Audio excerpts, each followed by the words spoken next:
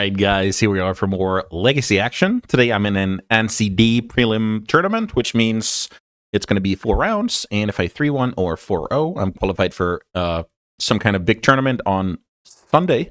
Very excited for that. Not only for that, road to get to that tournament, but also just the fact that that means we are going to be facing high-level competition who are dead serious about playing Legacy. So, what did I decide to bring to the gunfight? I decided to bring back Delver of Secrets, which is not the most conventional threat these days, but I actually think it makes a lot of sense these days with, Ancient Tomb decks, whether it's, Mono Red, whether it's Eldrazi, whether it's Mystic Forge, and then put a little bit of pressure on the opponent. So now we have 8 1-drops that can shorten the clock. That's basically the theory behind Delver. Psychic Frogs and Murktide Regent to round out the thread base. 14. I would have loved 15, but you need enough instants and sorceries to excuse me, to reliably flip Delver. You need some artifacts to make Nethergoyf worth your while, and yeah, this is where I ended up. So Disruption, I'm working with a couple of Thoughtseizes alongside 9 free counters. The main deck, Force Negation, is not, ideal, but I kind of needed it to, have it between having enough instants and having enough space on my sideboard. I cut the Baubles from the deck, which is definitely annoying because Bauble and Nethergoyf are very, very good friends, but the 3 Nile Spell Bombs at the same time, they will work as artifact types. Sure, they cost a little bit of mana, but they also free up a card in my a slot in my sideboard because I have 3 Graveyard Hates in the main deck. Pushes, Ponders, Brainstorm, very standard. Mana base, very standard as well. 1 Undercity Sewers, 2 basics, and yeah, a little bit of split between blue and black fetches because you never really know which land you're gonna want in the face of proactively playing against Blood Moon. Yeah, let's go to the sideboard. 3 consigns for the colorless decks. Eldrazi, Forge, stuff like that. A couple of Hydroblasts as a concession to the uptick of Mono Red. Force Negation against any combo deck, and then here's the spicy package. So. I can't remember who suggested this, but I thought it was a good idea to run just a single Volcanic. I believe that player had it in the main deck, which is definitely also possible. I didn't want to go down on black sources, but Volcanic Island Price of Progress is hopefully going to win me an Eldrazi matchup or difficult 4-color control matchup. That's kind of the theory, that those decks are kind of hard. Harbinger is kind of slow, so why not try this package? Single Null Rod for the Forge decks that's upticking. Ghost Vacuum is a Graveyard Hate card that you can even bring in the mirror because it's pretty good against opposing Nethergoyfs. Then we have Shoot the Sheriff for basically, Murktide Regent, Thoughtnut Seer, Hierogoyf type of shenanigans. Then we have very targeted removal against the mirror and blue-black Reanimator, and then a Baragoyf that will help against any sideboard plan where both we and they are trying to go mid-range. It's going to be good against most Ancient Tomb decks.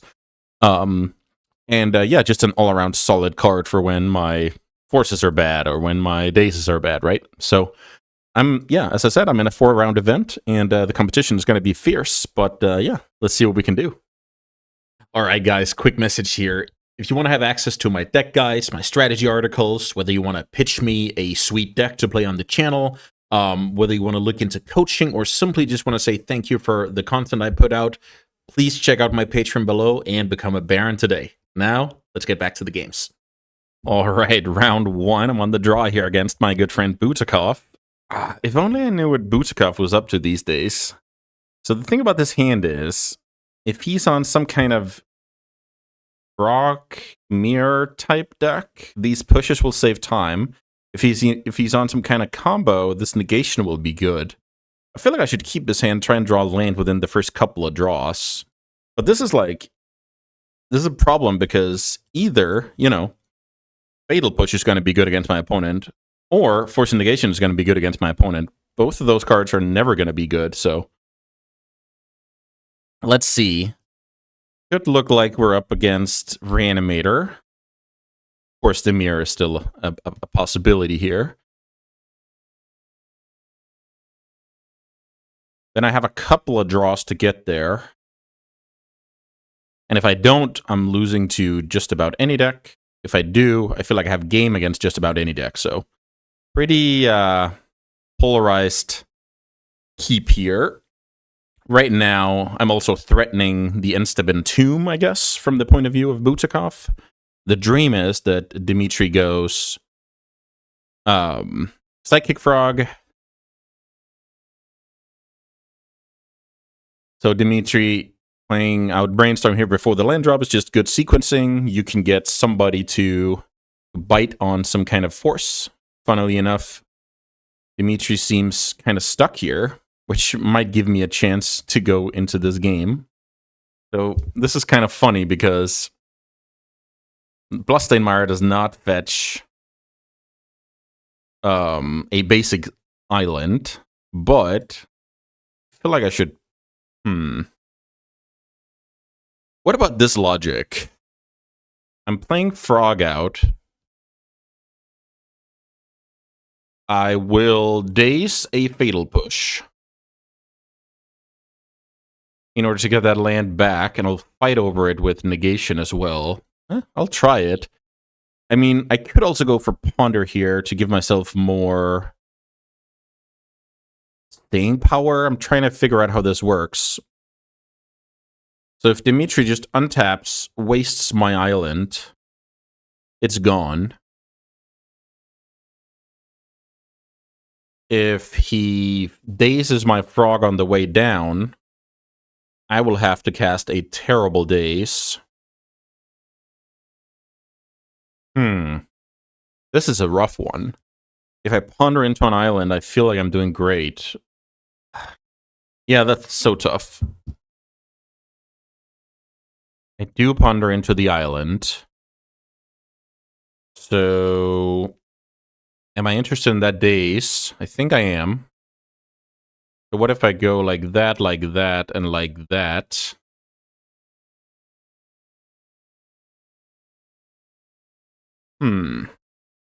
Then Scalding Tarn will go get basic island. Here's a Thoughtseize. That's very annoying.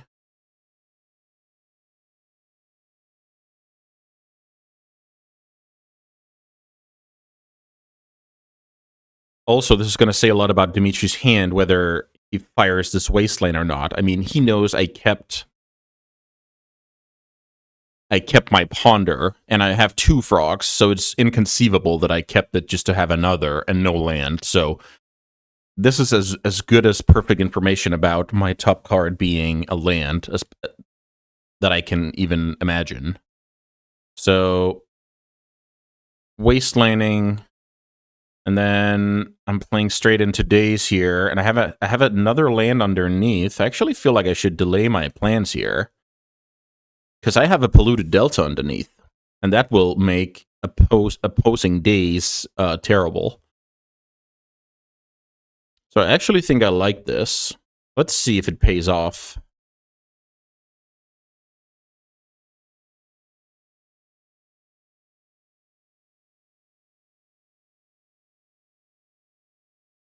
So I draw the Delta.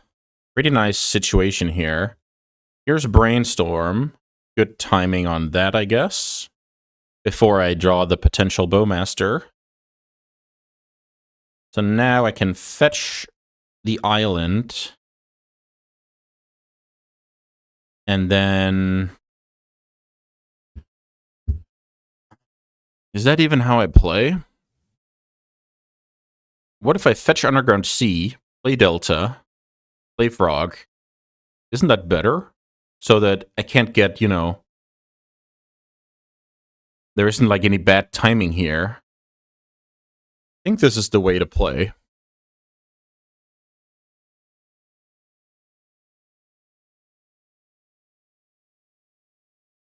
Also, we don't know if this is Reanimator or the Mirror yet. Well, I guess we do now. So... I will fire Force Negation here, I feel like. Or I could fire Double Daze. That's probably going to be better. Yeah, let's Double Daze this one, because then I have Heartcast Negation for next turn, so... Let's Daze.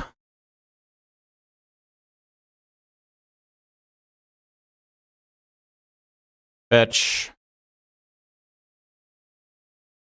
Wonder if I should go... Yeah, Basic Island. Basic Island is probably it. And also, now I can't force a hardcast negation anyway, so I don't know what I was thinking. But let's double daze that. That works. So hopefully Dimitri draws a bad card here, and I can kind of, you know, get into the game. Looks like no fatal push over there. So it looks like I am playing against the unfair angle of the deck. Ooh, blue card, very, very good draw for me.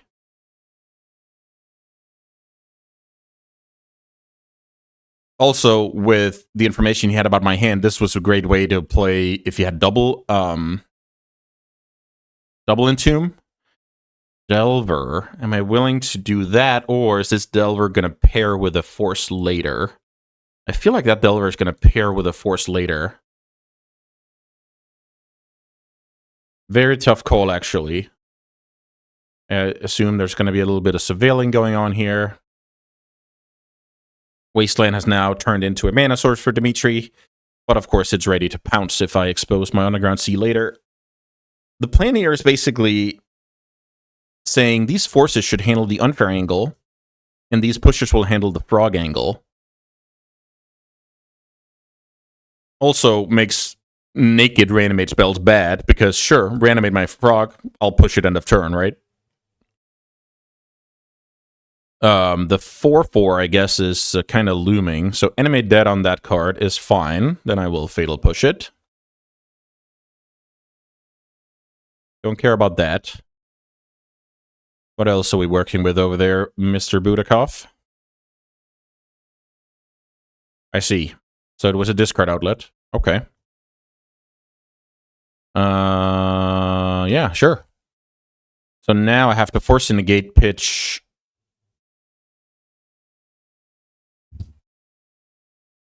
Or force a will, but probably no. Let's go force a will, because I can actually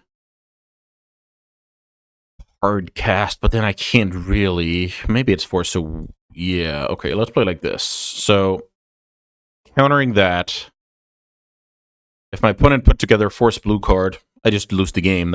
That's just how the game goes. So that works. I kill the frog. I have 2 draws to get into another blue card and continue my plan here. It's problematic that the Archon has now hit the bin. There's the blue card I need to, you know, keep playing Magic here. Can't really pump the frog here with any profits. More fatal push. Do I expose this land? I'm not convinced I do, because the second I draw something like Murktide Regent, I want to be able to fire it off. So, pass, I guess? No Fanatic. But every... Okay, so I guess Dimitri has Troll or Fanatic in hand with the way he's playing here. Undercity Sewers. That is probably a card I should play out. Let's play that card out, get a little bit of selection on the draw from Frog. Daze is a card that is going to be awesome against the hardcast 6-drops, and Dimitri's not going to worry about it, I think, because of 2 days is gone already. Frog connecting, and I can still lose this game, which is kind of funny. So my dream is that Dimitri goes hardcast 6-drop, and that dream come to fruition. Nope. Maybe next turn. I think Dimitri's in a spot where the 6th land is actually decent. Chooses to shuffle. Concedes the game. Wow. I don't think you should concede the game when any one Reanimator spell is going to get you back into it, but I sure will take it. So for the mirror match, Ghost Vacuum these boys, and that's going to be it. And I believe I should just cut all the forces, but... how does that work out? Haven't really done the math on this deck. I guess I'll just remove some cards over here so we can see a little bit more. I mean, these cards are going to be lock. Shoot the Sheriff and Dark Betrayal. They're all good against, you know, the normal games of Magic that doesn't revolve around the graveyard. With me being on the draw, definitely think the Force is not great. The negation, rather, because it doesn't take care of the big boy. So maybe it's like 2 and 2 here. I'm really not sure about how to approach this. Daze is a card that is probably going to be very, very good early and very, very situational late. But maybe the combo between being reasonable, you know, just in some frog situation early. Dimitri might bring in Barrogoyfs. It's good on turn 10 against the Hardcast 6-drops. But everything that can happen in the meantime of bad things, I'm not convinced about it. I can even see bringing out a Wasteland. Wasteland doesn't cast many spells in my deck, so maybe something like this. Have 3 dazes in. Question is Volcanic Island as a blue source more valuable than Wasteland on the draw? I don't hate it. I could actually see that. Bring in that card as a slight swap. 2 forces, 3 days. On the play, I'll have 4 days for sure. This is kind of a hedge. Yeah, I guess let's try and run it. Okay. Up 1-0 here against Reanimator in a weird game where I got to ride a frog. Talking about a weird game. This looks incredibly weird. I don't think I'm allowed to mulligan turn 1 Nile Spellbomb, but it also looks like a hand where I can just lose to Psychic Frog if I don't draw, you know, a blue card or Fatal Push. I can also lose to, you know, just getting Wastelanded out of the game. That's not a blue card, nor a land. But I think this is what I'm allowed to do. So Nile Spellbomb resolves. Dark Betrayal handles Psychic Frog. Here's Brainstorm. So now I'm in a situation where if I get wasted, I'm in a terrible position. If I don't get wasted and I don't draw land, the jig will be up, and Dimitri will prioritize those wastelands. There's also a chance he's leaning less on those post-sideboard. Maybe he needs to cast, you know, Barrogoyf, etc. So, yeah, definitely hoping to spike the land. Okay. Troll cycle here. If Dimitri goes for Reanimate Troll, what will I do? I think I'll just try and Dark Betrayal it. Unclear. Okay. No shenanigans out of the yard this turn. Thoughts he's getting milled. What does that tell me? Maybe the Dimitri intends to tap out next turn? Murktide Region, terrible draw. I guess it pairs with my Force of Will. This is tough. This is kind of tough. Because the jig will be up now. I don't think developing a 1-1 is going to be good. I'm just going to pass here, but yeah, this is very bad for me.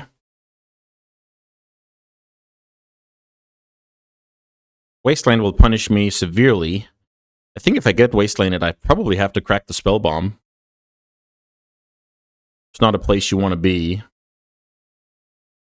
I could have... Yeah, if I had a second land here, I would be loving life, because what can Dimitri really do in that situation? Now I think if my opponent goes for something out of the graveyard... Okay, my opponent goes for Barrogoyf, which is a card I'll Dark Betrayal.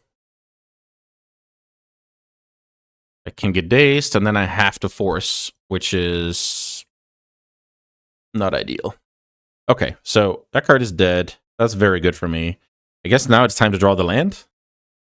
So my opponent does not have the daze. This is the time to fire off the Brainstorm and get into the game. Opponent does not have the daze. That's very, very important. So I guess I just put back Barrogoyf, Nethergoyf. Fetch Underground Sea, play Nethergoyf. Yeah, I think this is fine. Nethergoyf, also known as Curdape. Would have gotten dazed last turn. That's very important. Did not get dazed.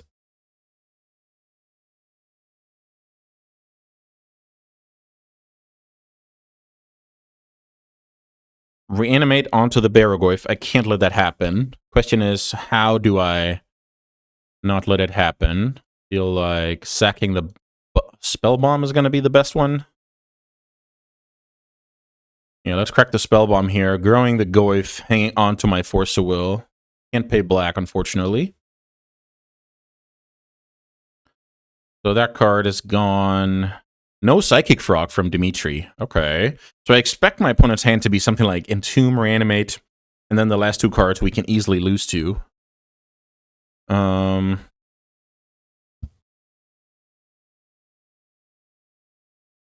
Feel like I should brainstorm here. I could hit a sorcery to grow the Netherglyph before attacking. If my opponent has Bowmasters, I'll have to force it, but I think that card has fallen a bit out of favor. Love the Thoughtseize here. That's amazing. So I think I get rid of... Do I get rid of here? What if I get rid of Swamp and Delver? No. Yeah, well, maybe. Okay. So I get rid of Swamp and Delver. Thoughtseize. I expect my opponent to go Entomb in response here. And then I have a tough decision. I have a wow, my opponent has the worst hand in history. Wow. That's terrible. Well, yeah, okay. Fair enough. Attack for 4. Getting in for 8 next time. I have a Force of Will, so my opponent needs back-to-back serious banger. Yeah, that was just not competitive. My opponent had terrible draws here. Couldn't punish me for the one-lander. Drew just terribly out of a, 16, 17 land deck. I was lucky that my Dark Betrayal lined up well against the Baragorf, against, my opponent's naked hand. Daze would have been a huge problem. And then, yeah, I mean, the Baragorf, the Netherglyphs, they just closed quickly and pounced on the stumble, so that is definitely an advantage. Yeah, okay, so sweet start, 1-0 with the Blue-Black Delver. Let's see if we can keep it up and get the qualification. Okay, round 2 of the AnziD Legacy Prelim here. I'm currently 1-0 with my Dimir Delver deck. I'm on the draw here in what I suspect is a pseudo-mirror match. Can't really say much about this. Pretty easy keep. Would have been a lot better on the play. Just imagine, turn 1 Delver, turn 2 Wasteland Netherglyph, or even Psychic Frog if I want to. But on the draw, you're gonna have to maybe face off some aggression. And yeah, the tempo cards are just gonna be way worse on the draw. That's just how that works. I imagine my opponent is now doing their research whether they should go turn 1 Nile Spellbomb, or, how to resolve their Ponder, stuff like that. That's going to be important, which is a name of the game for sure. Okay, so Polluted Delta Pass is something we can live with. I'm currently quite weak to an opposing Psychic Frog. I think it's fine to go Delver. My opponent has the Frog. I'll kind of be desperate with my Ponder. My opponent does not have the Frog. I'll be happy that I played out a threat. And also now my opponent has information about my deck. Putting away Brainstorm. Maybe this is a one-line keep. That's not insane to imagine. I guess it is kind of insane to imagine with... Oh, okay, so it is a one-line keep. Well, the opponent is very likely to get there and right now. But on the plus side, I'm also likely to now get the breathing room to... I guess essentially flip the play and draw here. Let's see. Opponent found Wasteland. And they're going to fire. I mean, I'm going to fire Wasteland as well. I'm smelling blood in the water here. So let's see if we can... If we flip the Delver here, that would be insane. You get a Wasteland, though. So I guess this kind of game... I guess I'm down for this kind of game. The opponent could have found a land and just decided to Wasteland and then, go for the land here. That is definitely what happened. So flip here again would be awesome. No flip. Nile Spellbomb it is.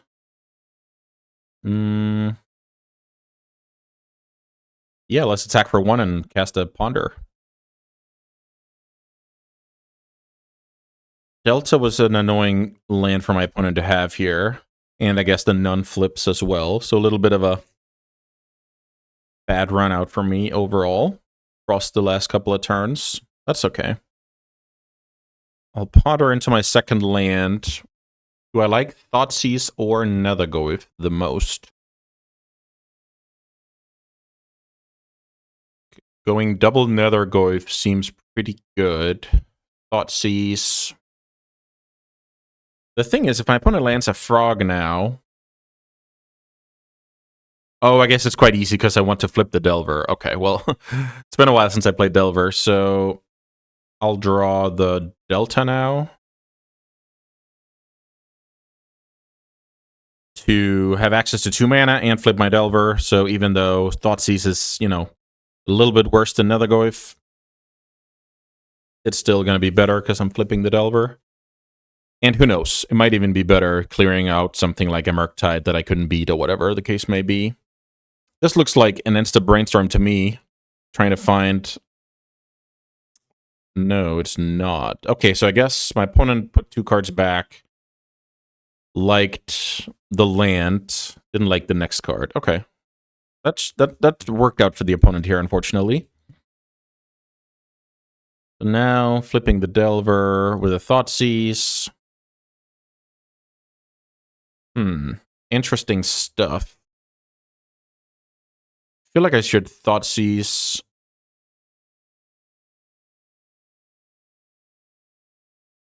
And probably offer the trade here, trying to bluff a Fatal Push. If I'm attacking with Conviction here, should be good. Oh, wow, I am playing the Mirror. I'm not playing the Mirror, rather. Huh. That is quite amazing for the opponent. This is a pretty good run out. And there's even one more land. So I guess I was just completely off. Or I guess the Brainstorm hit like 3 lands. Now how do I craft a winning game plan here? What happens if I take the days? I attack with Delver. My opponent would need to discard 2 cards in order to eat it. Is that even acceptable? If I take the days, my opponent discards, let's say, Atraxa and land. Is that even acceptable for me?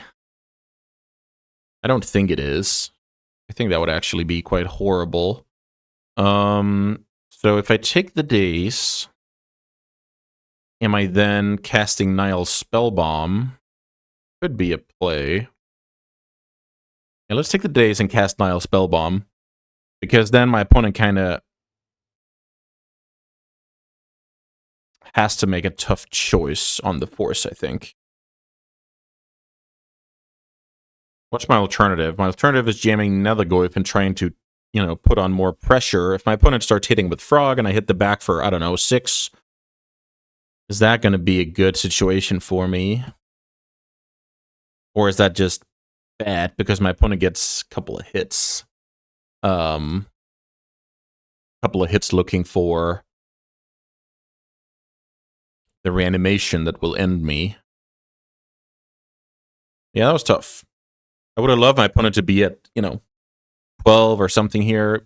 Would be a bit easier to get there on the tempo, but I think this is a decent play. If I get forced, it's what it is. If I don't get forced, I'm gonna like having that card in play, I feel like. If my opponent pitches Frog here, then I'm kind of at the mercy. My opponent can never draw a reanimation spell. I don't know. I don't think I can attack here. They discard land Atraxa. No, I don't think I can attack here. I do have to find a removal kind of ASAP, and my opponent will have 2 frogs even, so...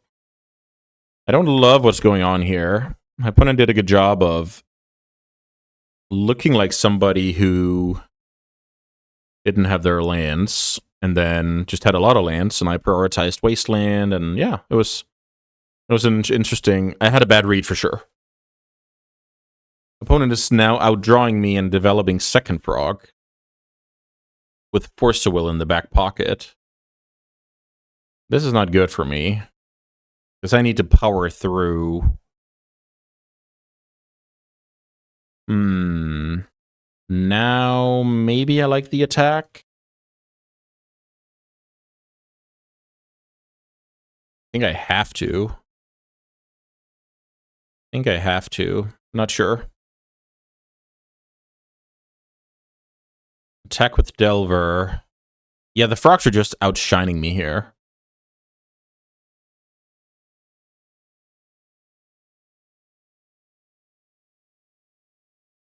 Neither player drawing any removal here. Obviously way worse for me in the face of the frogs. And if my opponent wants to, they can just force my frog on the way down. I'm basically trying to battle my opponent on raw resources and then, you know, finding some clutch fatal pushes very soon. I don't like my odds, let me put it that way.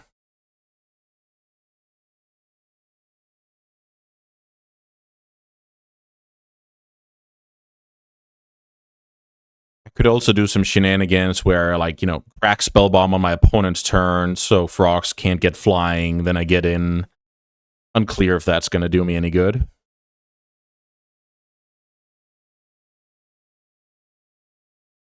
All right, we're back here. Let's see what the opponent thinks about the Delver hit. They don't like discarding cards. Do I want to play Frog and get forced? Or do I want to play Nethergoyf and not get forced?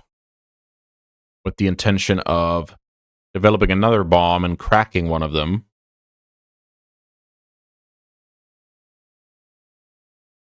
Maybe that's the play.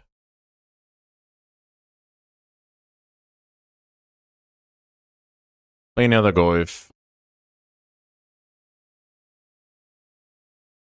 Don't think that card matters from the point of view of my opponent.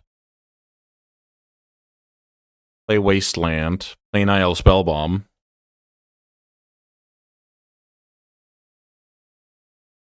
Not playing around Bowmaster here. When am I cracking? I guess I'll just wait a little bit here. Crack the bomb before my turn. Then I'm going to get deeper into my deck. Still have substantial, you know, aggro power.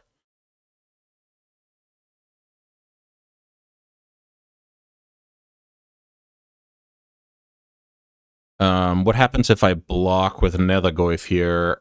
Then my opponent has to discard 3 cards to that frog. Maybe that's not bad. Discard 3 cards, only keep Force plus Pitch. Nethergoyf dies. Okay, I'll try it.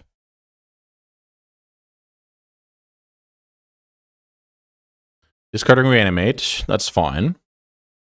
Opponent is willing to go for the standoff here. Willing to go for the standoff. Do I want the standoff here? Is that considered good?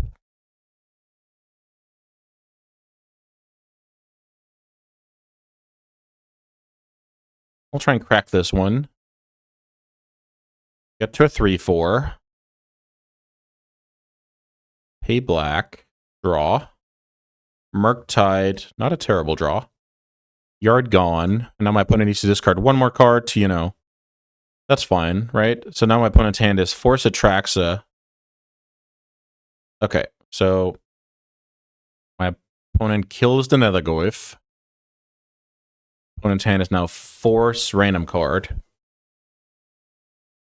Unclear if that was good. Could have taken the standoff. I don't know. So now I really want to draw my own Force of Will. That would be absurd. Push. Force a Will. Neither. Okay.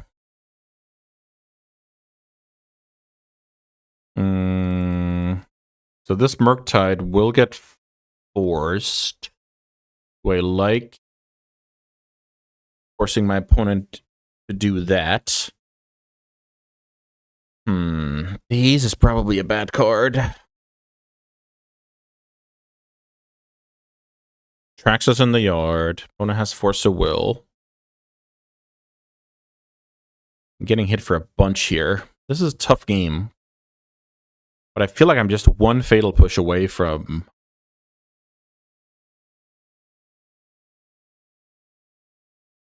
getting there. Let's try it with a Frog here.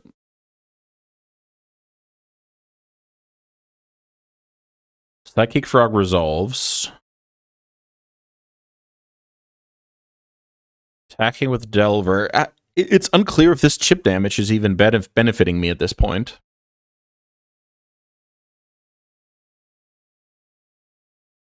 Also, I can get into the situation I talked about where I'm cracking Bomb on my opponent's turn. Oh, Fatal Push is a good one here. That's a very good one. And now my opponent's getting in for at least 5, drawing 2 cards. Yeah, now I think the game is over. My opponent has 2 Fatal Pushes in the deck, and they found the first copy before me. That's going to be too rough, I feel like. Opponent is turning up the heat here. I see. So now the biggest problem is, even if I block next turn, one of them is going to be lethal.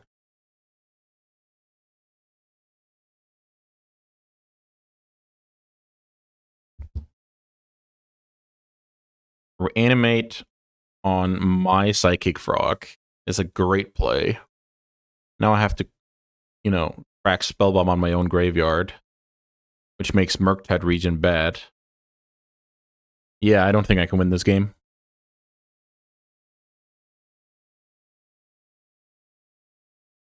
That was too tough. Too tough.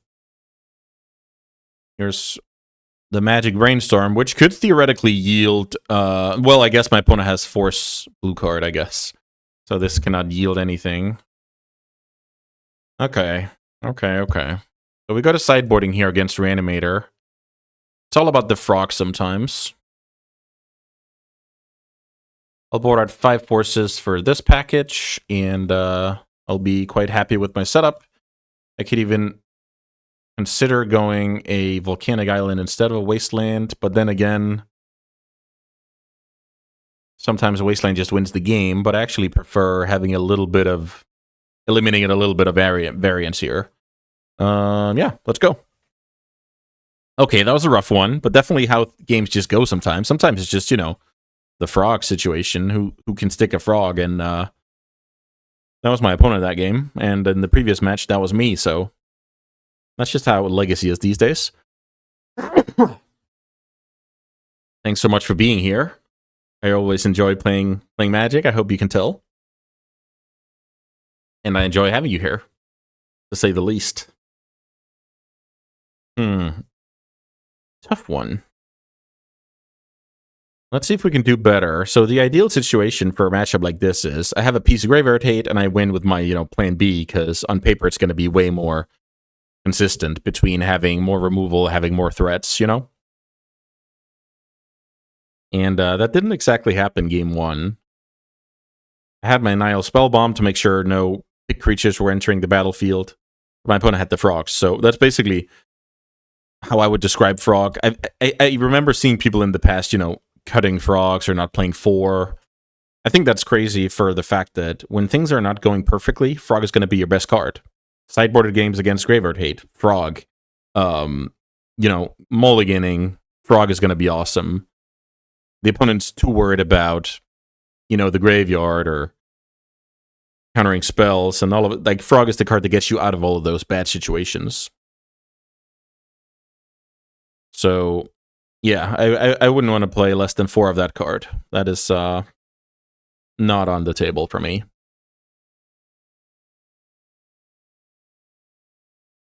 So classic stuff is the opponent is still having their plan in the deck, but they also sideboard in some Barrowglyphs, etc. It's like the classic situation. What do we have here? I have a very nice hand. I feel like the 1-2 punch of Thoughtseize Frog is going to be good. Even though it's tempting to go Netherglyph turn 1. But if I can play Frog, protect it, run away with the game, that would be ideal. Opponent's even taking a mulligan here, so that's even more of a reason to cast Thoughtseize. I can't sit on basics this game. Double Scalding Tarn does not allow it. Okay. So this hand is obviously quite strong. What happens if I go take the Entomb? I should probably do that and then hope that I'm dazing, you know, the troll later, but I actually don't think I am. But maybe I'm racing then if my opponent takes 6. Troll can be quite complicated, especially now I'm dying to 3 hits off the troll. This is a situation where if my opponent did not find a land off this draw, I would just go Underground Sea, pass, and cycle the troll.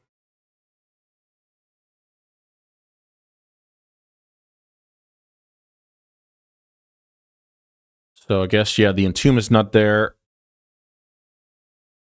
So this is a bit scary, because right now my Netherglyph is getting played way off curve. My Fatal Push does not connect with anything. And my Daze is a situational counter.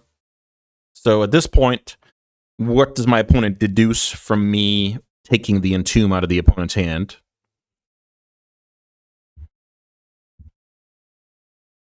I think the obvious thing is I don't have Graveyard Hate. And that makes the troll plan even better, you know? When you kind of have a good idea that the coast is clear. Also, if you need the second land to begin with, well, then it's just an even better plan. Just imagine I have like a Fairy Macabre and Isle Spellbomb. Then I don't care about this Entomb at all. Then I just take the Ponder and win the game, right? Which is also why, you know, Ghost Vacuum and Nile Spellbomb are amazing draws. If my opponent goes Ponder, I expect my opponent's draw for the turn to have been land. Okay, now I expect my opponent to have drawn a land. I don't think they're allowed to, you know, get wasted here and potentially not play Magic ever.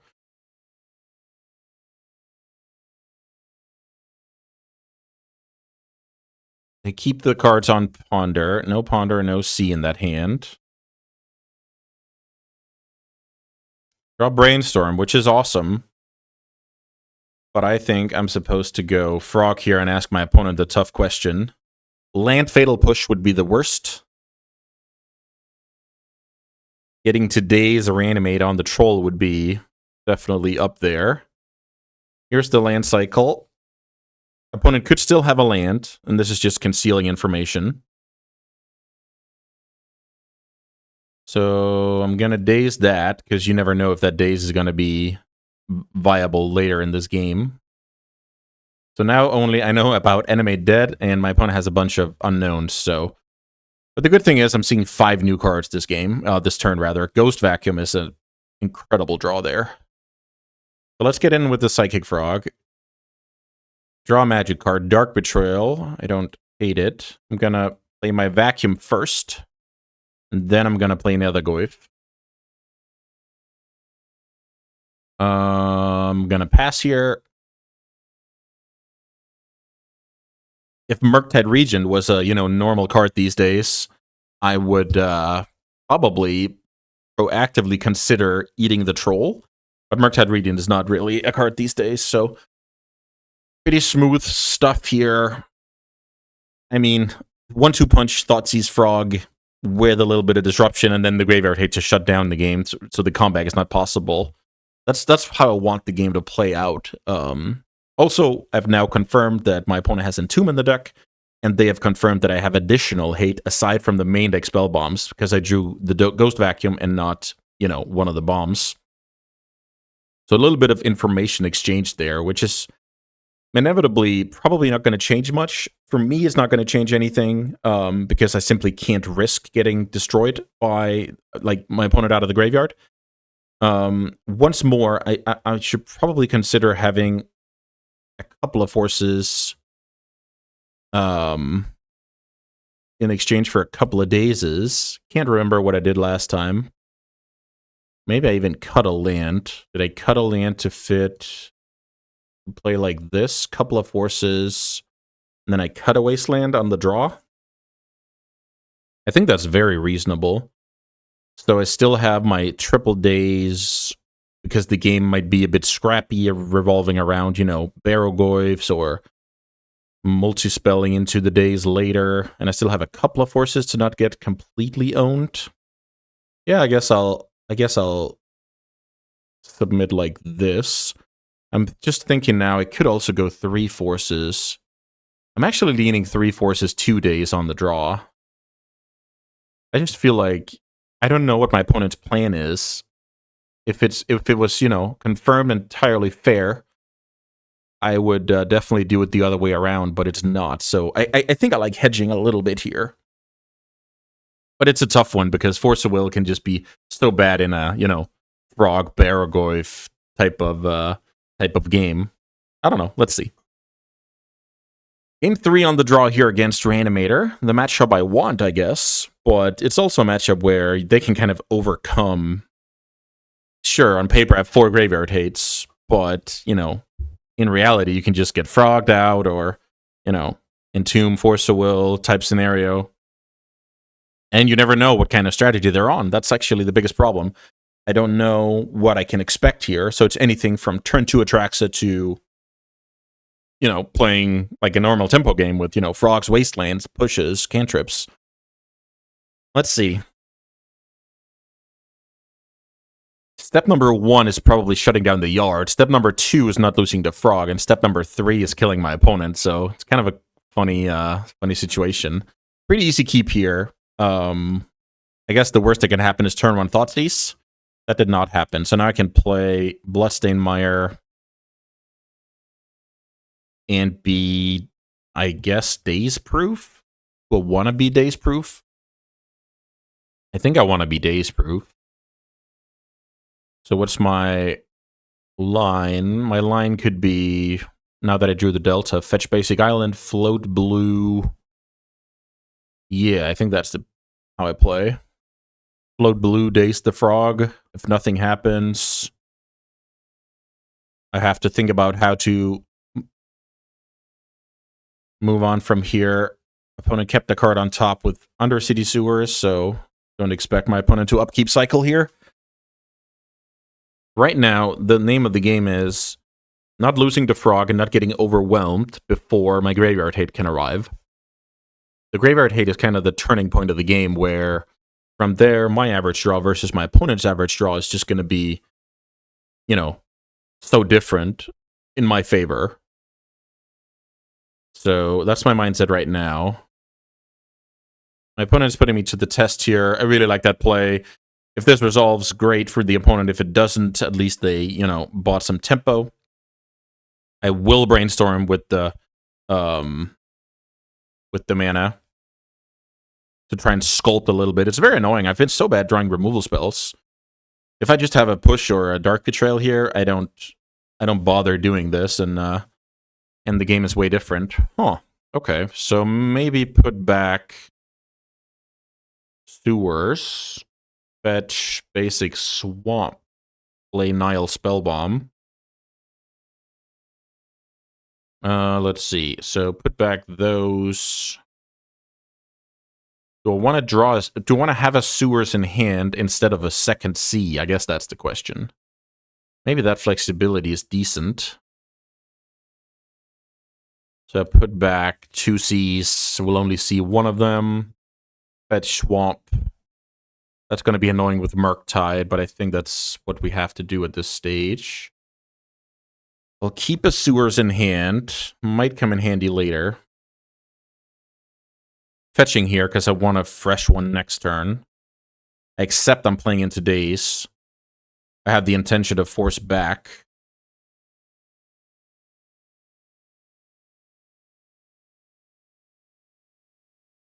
Nile Spellbomb. Yeah, I mean, this is not crazy good. This is just, you know, super solid. Daze is annoying, but so is getting reanimated out of the graveyard, right? So, trying to think here. Does this mean I'm supposed to go? Because I can also respect Daze here. If I respect Daze, I go Blessed Admire Pass, and I stacked my duels incorrectly. Should have had Sewers in the deck then. Then if my opponent goes Reanimate on Frog, I have to force it.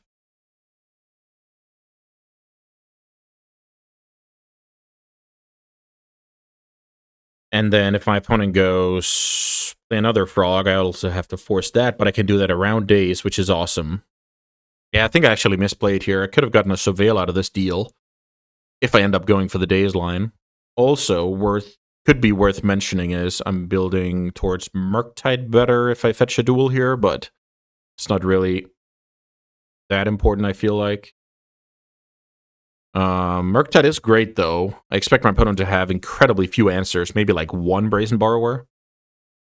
I feel like this is where the game is decided whether I respect Daze here or not. So I would have to force a Will of Daze, and that's terrible.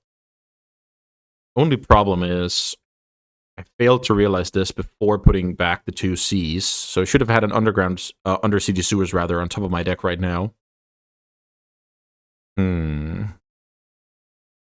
So if my opponent's hand is any reanimation spell, I force a Will Pitch Frog. If it's second Frog, I mean, I think this line is better, but I'm sad I didn't realize. I'm basically trying to target the card Daze in my opponent's hand, which is tough. My opponent doesn't care about Daze number 2, but I guess that's reasonable. So let's force a Will that pitch Psychic Frog. My opponent is probably not hating life right now. Now I'm hoping to isolate. This is exactly where the Surveil would have been sick. Now I'm hoping to isolate the reanimations and the Entombs of the world. Okay, another Goif is a good draw. So I go Nile Spellbomb, still around Daze. Looks like my opponent does not have the Daze.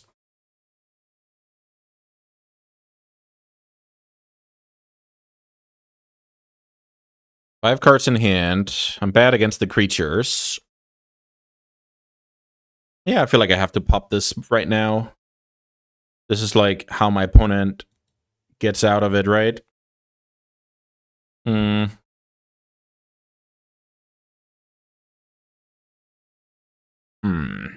Four cards in hand. I lose now to Entomb.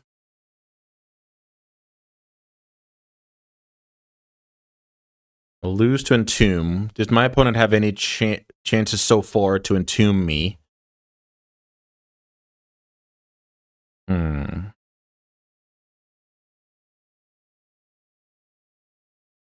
Maybe I'm supposed to let this happen and try and trade with the Murktide.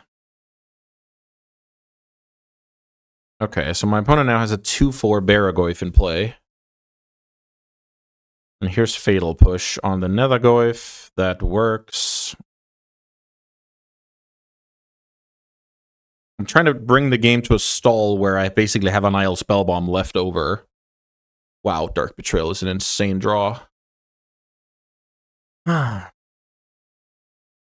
I believe my opponent still doesn't have a Daze? My opponent F6'd last turn, which is some kind of a sign. So if I Dark Betrayal first and check if they have 6'd, I guess. Really weird dynamic. Let's kill that card. So that card is dead. I think I believe.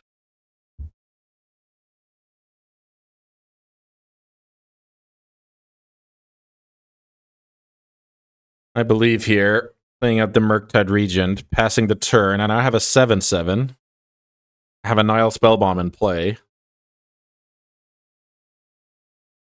One Brazen is what I guess my opponent can have here. The upkeep stop here, I guess my opponent's had that all game, but I'm mostly thinking about Entomb when I'm thinking about upkeep stops. Yeah, I'm sad I didn't play this perfect to perfection with the Undercity Sewers, but I think it's also important that if you learn that you have a better play, that you can kind of roll. What do you call that? Like roll back and then proceed from there. Let's see if we just get bounced here and this game goes on. Brainstorm is a good one because it lets the opponent exchange the dead to graveyard shenanigans into, you know, relevant stuff for a normal game of Magic. Like, also let my opponent set up a miracle here. That's not nothing. Reanimate on the Baragoyf. I cannot let that happen, I feel like. And now I can get Entombed, but I don't think I can let the Baragoyf happen. Because I don't have anything going on.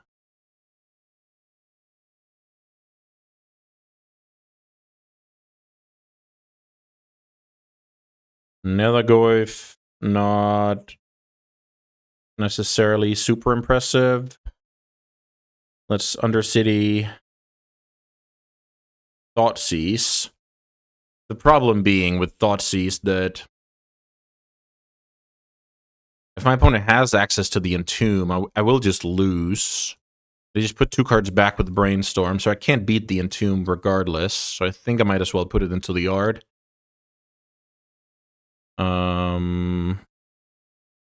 Yeah, let's attack for 7. So now I have the Nethergoyf.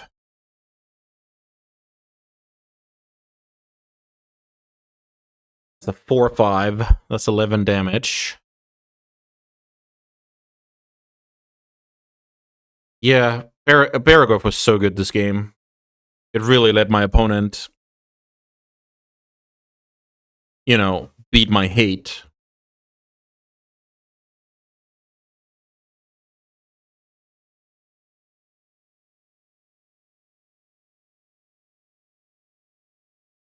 Wow, no reanimation. Interesting. So now I can... My opponent only has, like, the Miracle guy and Animate Dead left for outs, I believe. Let's ponder. Shoot the Sheriff. That's probably gonna... That can actually beat the Atraxa. So let's, I guess hide that for a discard spell, and then another go out of the graveyard. So don't want the force. Shoot on top. Another Goyf pitching sorcery creature. Can you pitch additional cards to grow? I think I'll do that. I'll pitch everything to grow my Murktide a couple here. Sure. Get in for 9. My opponent's now at 4, and they have to spike the Miracle guy, I guess. Here's a little bit of thinning. Funnily enough, I beat Archon right now. Animate Dead Archon I beat because I sack Nethergoyf, discard push, draw the shoot. Also, Murktide is a 9/9. I guess that helps a bit. Archon hits the bin. Opponent draws. And that has to be the card Animate Dead.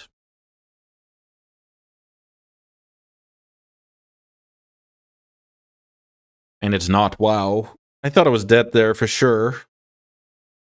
I really like... that I put a lot of pressure on my opponent here. Just imagine they have one more draw that could just be the game, right? I'm able to hide the shoot the sheriff on top of the deck. Poof. Murktide was out of dismember range, which is pretty huge. And yeah, whew. That means we're 2-0 here. I didn't expect to win this game. It kind of felt like my opponent played so well at trying to exhaust my resources, trying to make me second guess everything, and in the end, no punishment. So very, very excited for that one. That puts me at 2-0. Let's see if we can keep it up. All right, we're back for round 3 of the AnziD Legacy Preliminary. I have a bad habit here, losing the die roll with my Delver Days Wasteland deck. That is not going to help me in the long run. I guess I've been pretty lucky so far.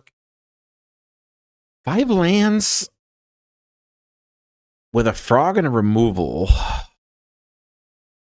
I think I'm playing some kind of pseudo mirror. I do believe my opponent has Tamios in the deck, which is going to be a problem.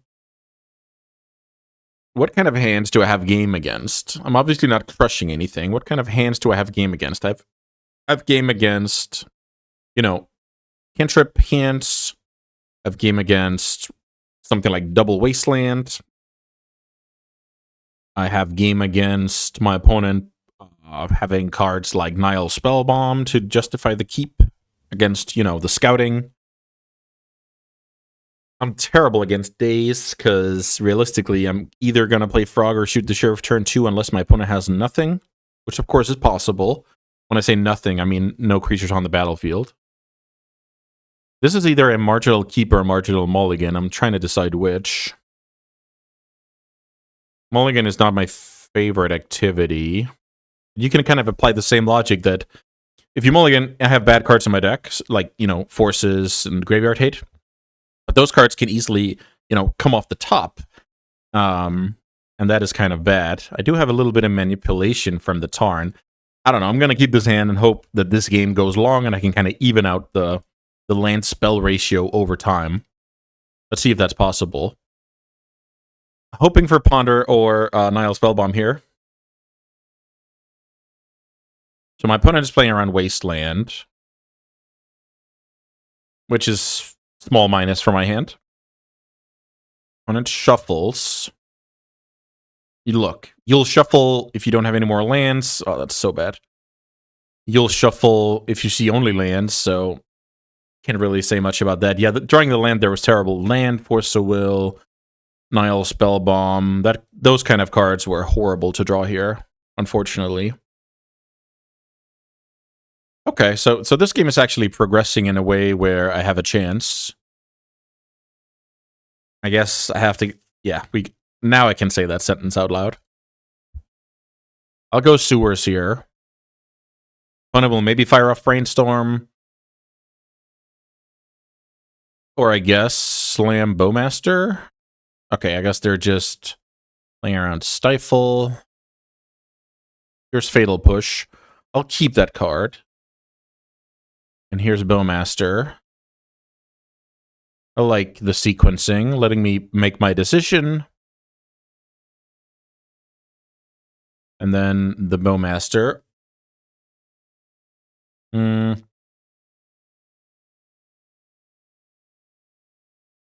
Maybe I go Underground Sea, Fatal Push the Bowmaster right away. Is that good? Maybe I don't have to. Maybe I can hang on to that card. Okay, so this game did slow down.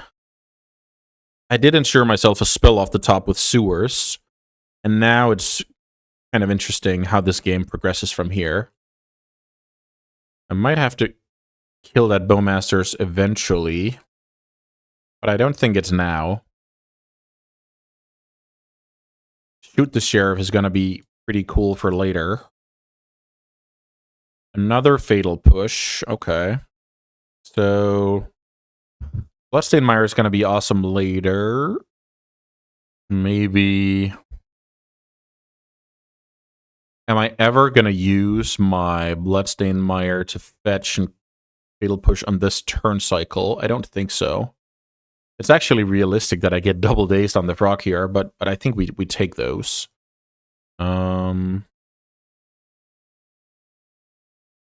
Yeah, yeah, let's play Island. Let's play Psychic Frog. I mean, there's no way this card is going to stick. It's going to get pushed. In the best case scenario, it's going to get forced. Double Days is on the calendar. With my opponent having played out nothing, nothing else. And shuffling a Ponder back then. There's just no way my opponent does not answer this frog. But I think it's something that has to be, that question has to be asked sooner or later. And this is going to be a long game if I'm going to win it, so. Let's just get that part over with. I will say, against the Bowmaster version with no Nethergoyf, which my opponent is on, my Delver plan is way worse. But my sideboard plan does not allow to board it out, so bit of a problem. So I would consider myself an underdog in this matchup. My configuration of Delver is mainly because of the downtick of Bowmaster. That's why I got interested in going down that path. And then, of course, beating some Ancient Tomb decks. But this is like the Nightmare scenario. Playing against Blue-Black with Bowmasters. Alright, opponent sculpted their hand with Brainstorm, and Psychic Frog resolves. Only to get pushed on the end step, I imagine. And then we kind of play on, and I have to draw some relevant stuff. Maybe my opponent is thinking about Double Days here, which is funny. It's a funny little dynamic.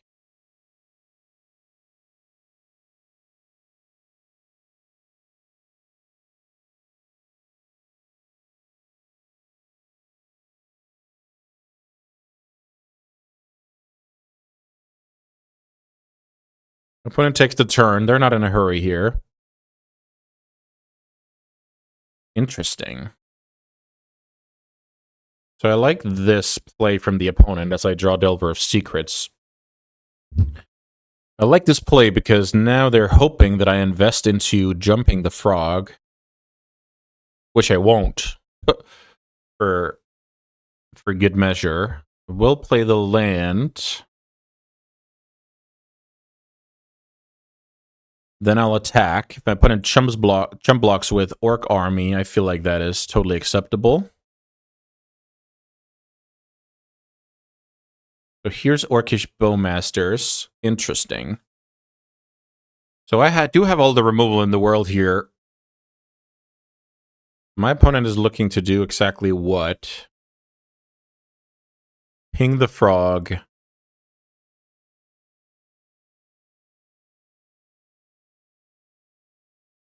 Sure.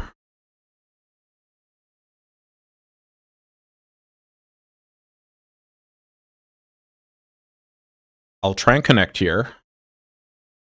Then with the trigger on the stack, I'll start blasting some Bowmasters. My opponent blocks, I'll put some bad cards into it.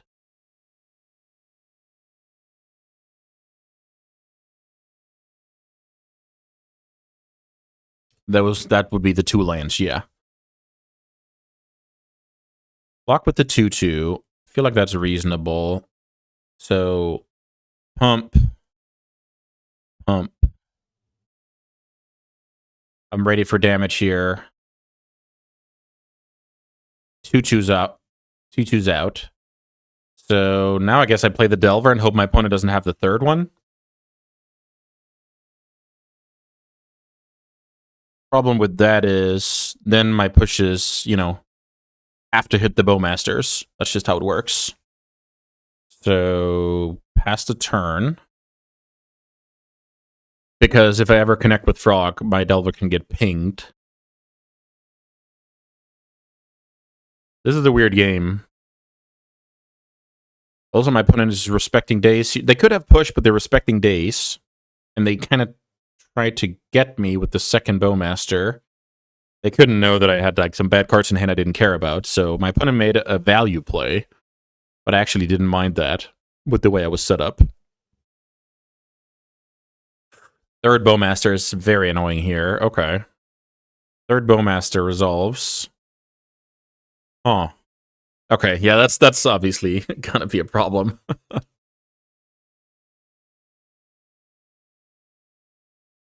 So now I think I have to kill those Bowmasters one at a time, which is gonna hurt.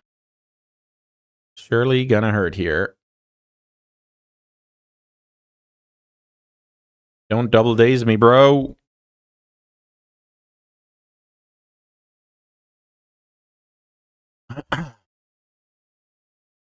Okay, that gets forced. Pitching a daze. Well played by my opponent here. Okay. So I take one. This is a weird game. I feel like my opponent could easily have another force plus blue card.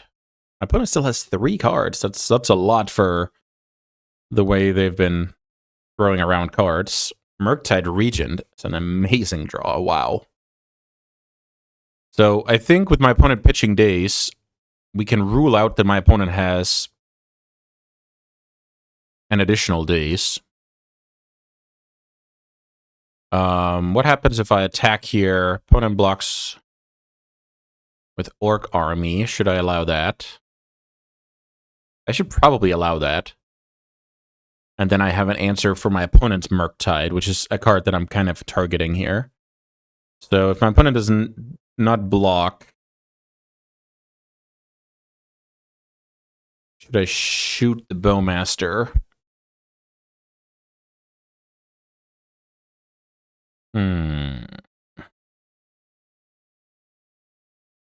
Maybe I don't care. So getting shut down to 13, growing that thing, but I'm landing a Murktide.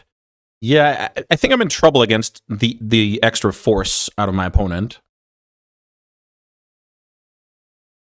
But I think I'm fine against most other stuff. Am I gonna shoot the sheriff end of turn here? I think that's a reasonable question to ask. And if that's not the case, I can consider paying more mana for the Murky. I should actually look up if my opponent plays a Dismember. Let's see. My opponent does not play Dismember.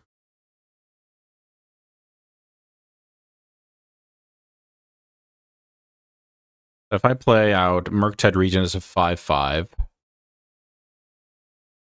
think this is fine. So tap like this. Leave land creature. Play 5/5 Murktide. Hope that my opponent is on Murktide of their own.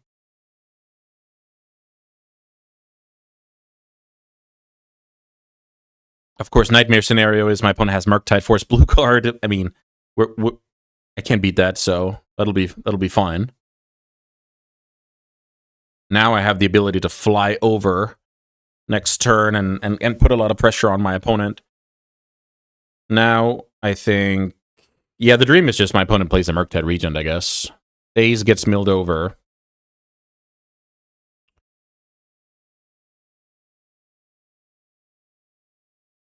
Okay, nice. So my opponent's on that, and they milled over the blue card. So either they have the nuts here with Force blue card, and that's actually, unfortunately, very likely with the way this game is played out.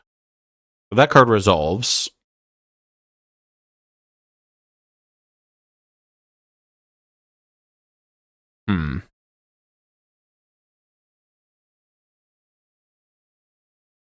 Fatal Push. Decent draw, I guess. I'll try and shoot the sheriff here. Opponent has the force. Okay. So now, because I drew the Fatal Push, I can actually force the trade here with Murktide. So I think that would be great. Opponent is down to 1 card. Can't really play around that card being any good, I feel like. So I guess let's attack with the Murky.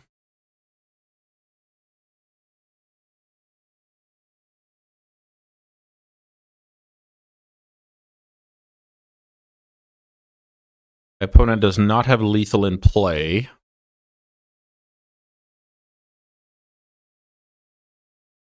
Can my opponent respect me having 2 spells in hand? That's kind of the question here. Surveil Land is gone, so I can't do any magic tricks with Bloodstained Mire. Opponent takes the damage.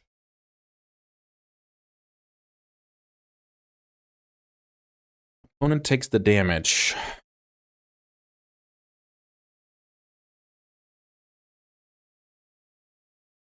feel like I should just let them go to 7.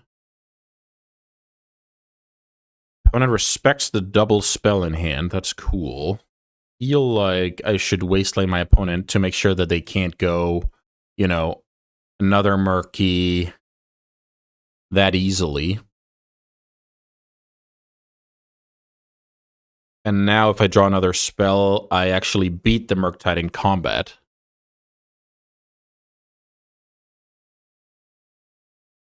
Ponder is fine. Fatal Push would be annoying.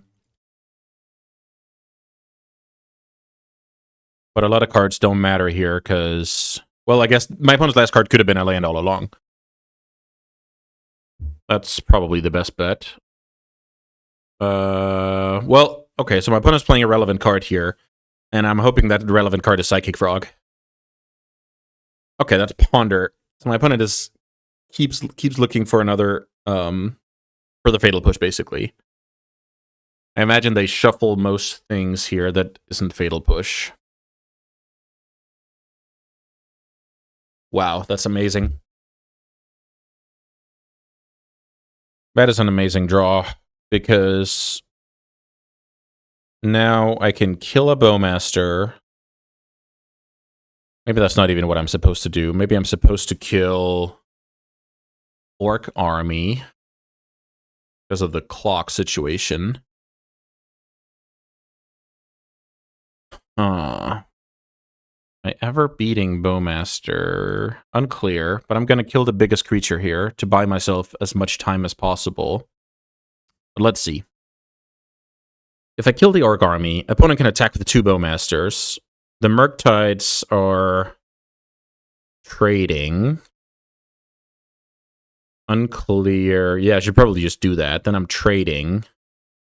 Yeah, I guess a card like Nethergoyf is going to be my way out of this, and Delvers. Getting clocked slower is going to be good on average. Let's kill that card and jump the frog. Keeping creature and land in the graveyard. Growing the Murktide. My opponent had that play. Figured out last turn. Didn't want to... I guess I'm happy I got in for 5 on that turn. I don't think I have any way to kill that Murktide in my deck. And certainly not that card. So now I'm forcing the trade. My opponent has 2 Bowmasters. I have nothing.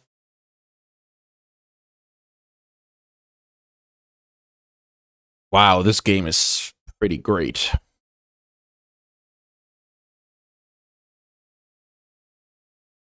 Delver would be good. Nethergoyf would be good. Psychic Frog would be good. I see.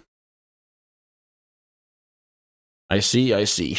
Okay. Well, I think I played that game great. That doesn't exactly get me anywhere, but I think I did a good job. So, I just remember my opponent does not play the Barrogoyfs, the Nethergoyfs rather, so I guess I just add a land instead of the Ghost Vacuum. 4 mid-range cards for 5 forces, and a land for good measure.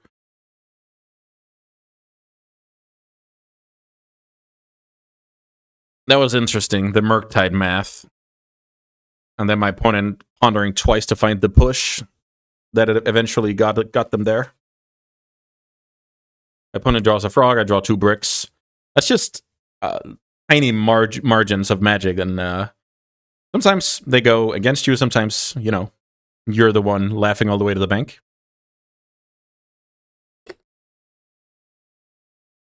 The setup is decent. I really don't like having all those Delvers, but that's how it goes. I don't like forcing Bowmasters either, so I guess this is just how it goes. Matchup-wise, not what I wanted. The Bowmasters. incredible against my deck. Because even if, you know, even if I can kill them, they still kill the Delver, and that's just great card advantage. So I'm looking to flip my Delvers, or, you know, not draw my Delvers, or bait out the Bowmasters in another way, I guess. Looking at my opponent's list here, the last list at least, they have a single copy of Go for the Throat, in addition to a single copy of Go for the Throat in the main deck, and then 2 copies of Baragoyf. And I guess they just trim forces. It looks like my opponent didn't really focus on this matchup a whole lot. I guess maybe they bring in the Surgical.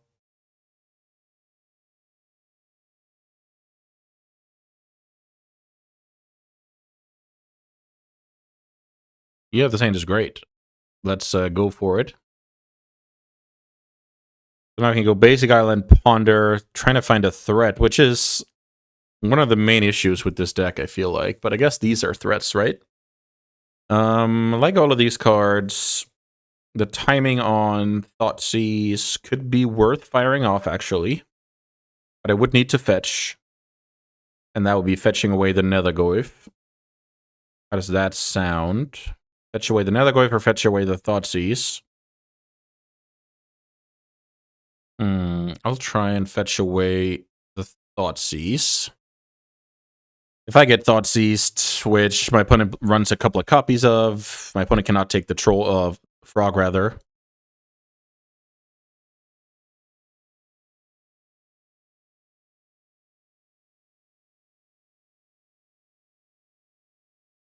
Turn 1 Tameo is annoying. So now I actually have the time to slow down things a little bit if I want to.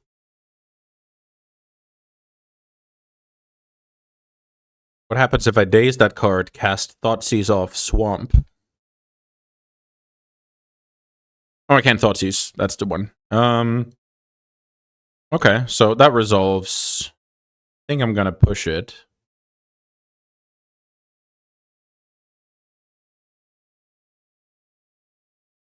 Push it and cast a Ponder afterwards.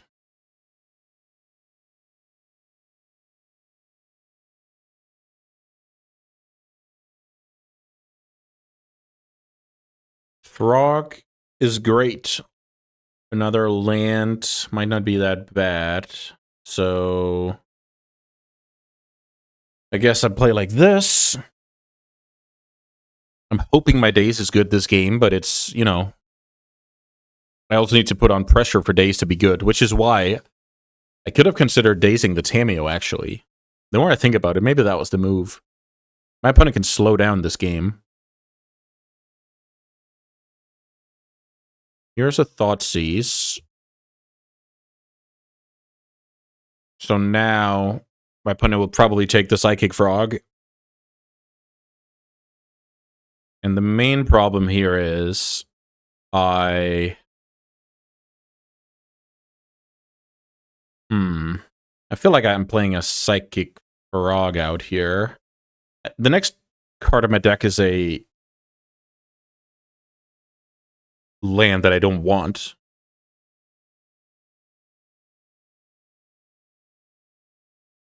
Yeah, I think it's too much of a hustle here to go, or too much of a gamble to go Wasteland here. How do I feel about getting my Nethergoyf dazed? I probably don't want that to happen. Tough call. So now I'll fetch Surveil end of turn, depending on what happens. I mean, I will regardless, but I will make my choice regardless, depending on what happens this turn. Then I can play another Goyf. Yeah, this looks like a sign of kind of weakness on my opponent's end here. But with me having a brick on top of the deck that I actually know, I knew that was a brick. I didn't like that. I didn't like it. I just assumed this will get pushed now. Okay, so well played by the opponent here, I think. Maybe this is the opponent. Wow, I just had a thought here. Maybe my opponent is trying to trap me with What's the word? Go for the throat plus days. I'm actually going to go a little bit rogue here and upkeep, go for the surveil. Okay, my opponent kind of got me there, so that didn't exactly work out. Undercity Sewers. Delver. It's funny. I think I have to put the card away because of Bowmasters being so great.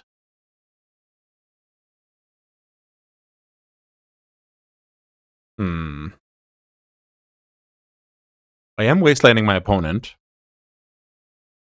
No. I have to put that card away. Very annoying that I have to put that card away, but... And I draw the land anyway, so...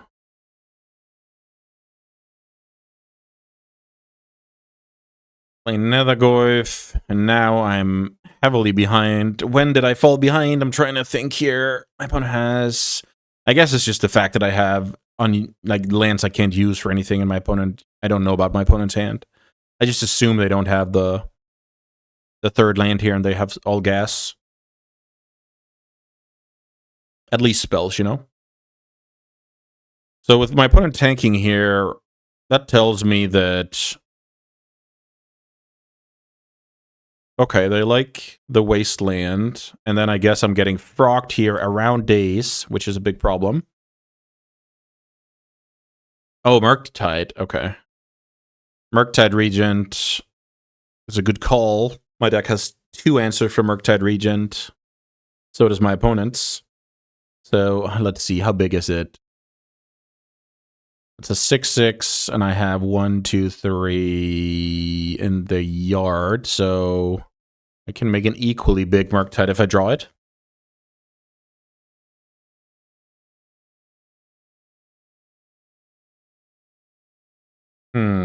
Yeah, that's not gonna do it. I feel like this game is slowly but surely getting away from me. My opponent knows about the days, and I have to pass.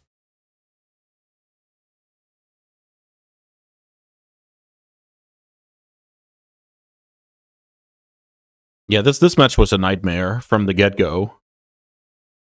So many bad exchanges. Had to cross my fingers so often.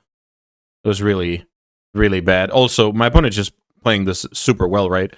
Having, you know, the wasteland to pay for days in case they need the Bowmasters. Dark Betrayal, that's a funny draw. So I'm gonna take one more hit, and then that's gonna be it. Then I need to draw Shoot the Sheriff or my own Bowmasters. Not my own Bowmasters, my own Murktide, obviously. So, Orcish Bow getting into play. Might have to Dark Betrayal that card, even though I don't like it. Land. My opponent obviously has 3 spells in hand. Let's Dark Betrayal the Bowmasters. My opponent doesn't care about this. This is just my opponent putting more pressure on. I'll go to 4. I think my opponent has another Bowmasters, but can't really do much about that. All right. I drew poorly in the clutch here. 3 lands in a row and a Dark Betrayal. Same in the other game when it came down to it. Lots of good things to learn here, though, from the lead-ups to how to respect days properly, how to, you know, push the advantage, how to build up for a Murktide, and my opponent showed great level of skill in game 1, how to kind of force a will what's important, and do their best to win the standoff in the end. And, I mean, this game I was not close to winning at all, but the other game I was, you know, 1 instant away from having the bigger Murktide and riding off to the sunset. So, tight margins, terrible matchup. I like how I played for the most part. There's a little bit of stuff with the Surveil land that I didn't realize that I was going to respect days for 1 more turn in game 1, but I'm happy I caught it, at least for the learning experience. Okay. It puts me at 2-1. That means I'm playing for the marbles the next round. If I win, I'm qualified for the championship. If I lose, I get to try again later. So, yeah, see you for round 4. Quick moment here to shout out all the awesome Barons over at my Patreon. I'm slowly but surely building a nice community over there, and I wouldn't be without it, and I wouldn't be anywhere without you guys' support. So each and every one of you, thank you so much. And now, let's get back to the games. All right, guys, round 4 is upon us. We're playing for the marbles here. I'm playing Blue Black Delver against a player I haven't seen play much Legacy, but they seem to like Jewel shops in Vintage, and I guess there's a deck very similar to that in Legacy, but this hand is going to be a keep against everything, so yeah, let's get to it. I'll fetch an Underground Sea and play turn 1 Nethergoyf. The Curd Ape, the Black Curd Ape. So, yeah, Underground Sea, Nethergoyf. If bad things happen fast, I'll pitch Murktide. If bad things happen slowly, maybe I pitch the Ponder. Let's see. At the very least, I'm putting on a little bit of pressure here between Force entering the yard, well, maybe, and Ponder getting cast. Okay, so that is the kind of stuff we're up against. Vexing Bauble. That is a great card. I don't think I can afford to, to force that card. The Lantern is even a good draw here. So now, cards like Wasteland would be awesome. Let's cast this Ponder. No Wasteland, no Delver Flip. I guess I shuffle these. Very annoying. There's a fetch land, so I think that's worth it. And then I play Delver. Unclear if I'm supposed to force a will the Bauble with the Murktide that is unlikely to ever do anything. Maybe that's just the reasoning. If this was like, I don't know, Frog, Delver, Ponder, Brainstorm, you know, then that card is likely to do something. But that's not the case here. So maybe that's bad logic that I don't let myself get lucky later. Versus Tower. Key. Obviously resolves.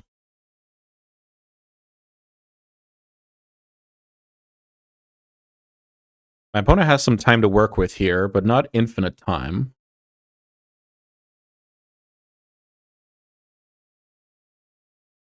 Let's see if we can flip the Delver. We can't. We find a polluted Delta. I will Sewers here. Rainstorm is a card I want, so attack for 3. My opponent could consider eating my yard here to save time, but unclear if that's a good move.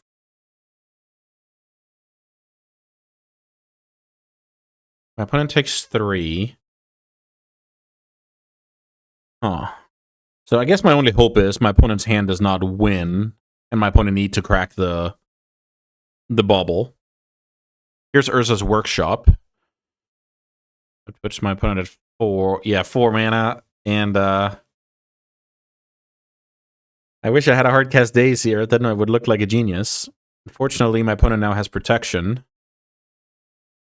And I'm looking to set up a situation where I'm winning not next turn, but the turn after. You want to reveal the Brainstorm? Yes, please. You want to cast the Brainstorm? Also, yes. Terrible. Terrible draws. Thoughtseize uncastable.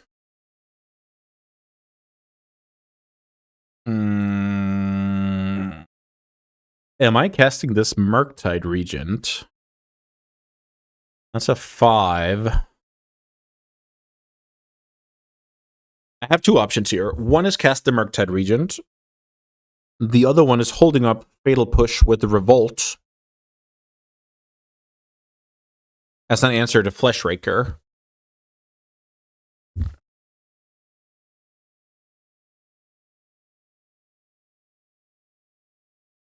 Yeah, I'm gonna go for the Murktide here.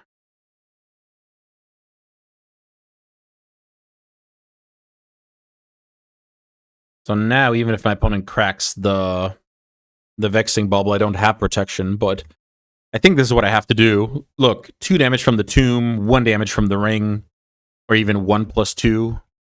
1 now, 2 next turn. Have 8 like 8 in the air here. I think that's how I have to play. But yeah, whew, that Vexing Bauble. That was so strong. Now my opponent has infinite mana because of how Urza's Tower and the Nexus works. My opponent has 7, 8 mana to work with, 9 cards in hand. I assume to get killed here. The problem is, I'm not beating my opponent if I don't play that Murktide next turn, and then killing the Fleshraker is just, giving my opponent 1 more turn, so what's the point? So I think I was in a tough spot this game. Could have considered forcing the Vexing Bauble and then trying to find a second force. Obviously, I didn't do that, but now we know that I wouldn't have gotten there, but I could have given myself that chance. And now I feel like I'm easily just getting comboed out.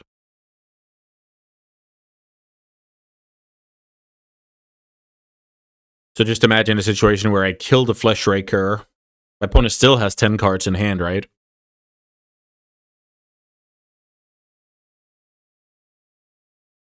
So I think I did what I had to have to do this game, aside from considering I should have considered the force on the bauble.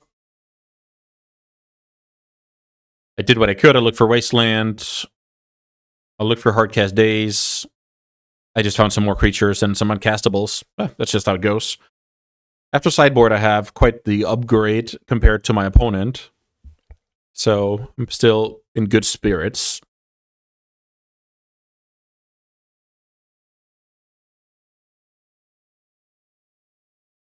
It's unthinkable my opponent did not find, more Flesh Raking, more Keys, more Basalts, more Grims. There's the draw 6. Is my opponent... Yeah, I mean, Kozilek's command ends the game on the spot. My opponent has 17 cards, so... I like Mystic Forge as a deck. It beat me in a finals of the challenge the other day, or the other week, rather. I think that deck is decent right now. People are not gunning for it that much. At least, when it started to see play. I will say that people have now started to gun for it a lot more. I see, Zenith decks with Oof. I see people even playing up to 2 Null Rods in my deck. And, yeah, with good reason. Like, this deck is very strong if you're not contested, and less strong when you are. So, I like the reasoning behind playing that deck. So it looks like we have 5 good sideboard cards that are actually good. And it looks like we have... I don't want to lean on those pushes, but having a couple is going to be fine. Nile Spellbombs are obviously bad. So what if I just board like this? I don't feel like Shoot the Sheriff is any good. Wastelands are awesome. So now I have to put in 1 card. 3rd Fatal Push. What about the Price of Progress? Price of Progress, is that good?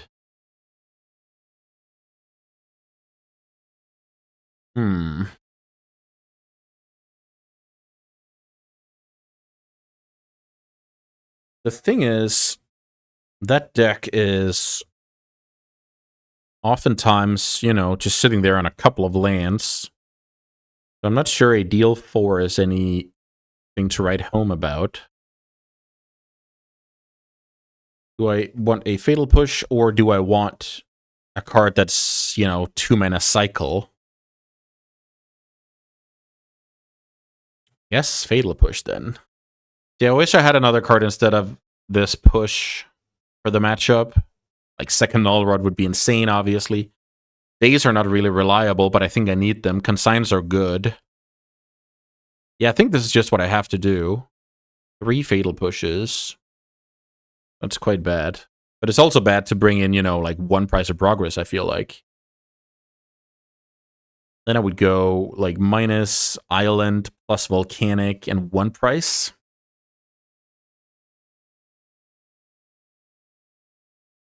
That's better than the 3rd Fatal Push. Who knows? Who knows? I'll try this. So I have a price in the deck. That means I sometimes throughout the game have to fetch for a red. But let's see. I have price in my opener and had a null rod in my opener. Pretty sweet. So easy keep. Play another Goif. Play null rod and hope for the best. I might even fetch Volcanic.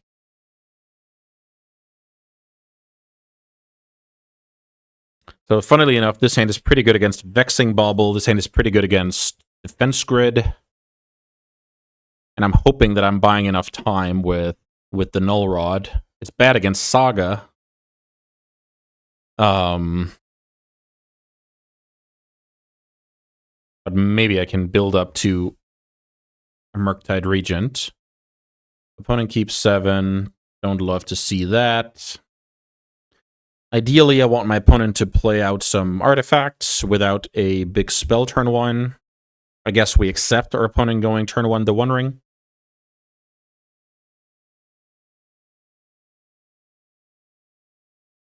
Nethergoyf doesn't look like much right now, but I think that pressure is going to be important if I am to win this game. Versus Saga. Yeah, I'm sad about that card. With a key. Sure. Does that mean... Yeah, that's exactly the draw I was... I'm not going to say I was worried about. But, oh my god. This is funny because... Why did my opponent go turn 1 Saga? Because they wanted to get wasted? I don't buy that. Because if they had a better land, then they go... Play that, play key... Untap, only 3 mana. So there is a world where my opponent has just baited me into me losing to something like Ancient Tomb, Grim Monolith, untap it, play something like Mystic Forge. But I really want to wasteland that card. So I guess I brainstorm here to get a little bit more info about what's going on. Even a card like Daze would help me a lot. Force of both kinds.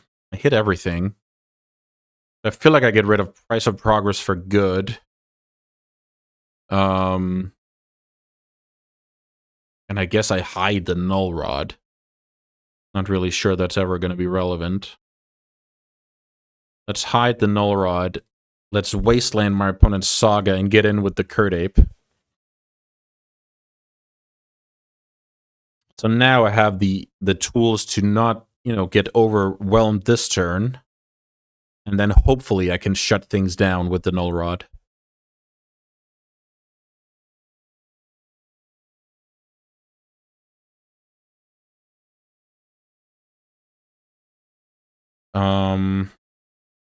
I have Price of Progress on top of my deck.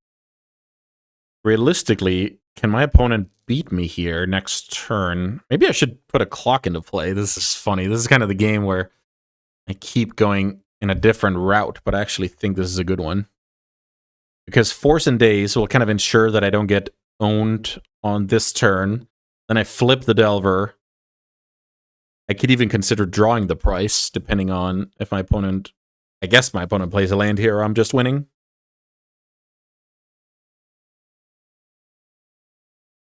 Flipping the Delver will turn up the heat on my opponent here. Now my opponent has 4 mana to work with. Kinda scared. Kinda scared, not gonna lie. 4 mana. My opponent is willing to get dazed here. In a bad spot, to be fair.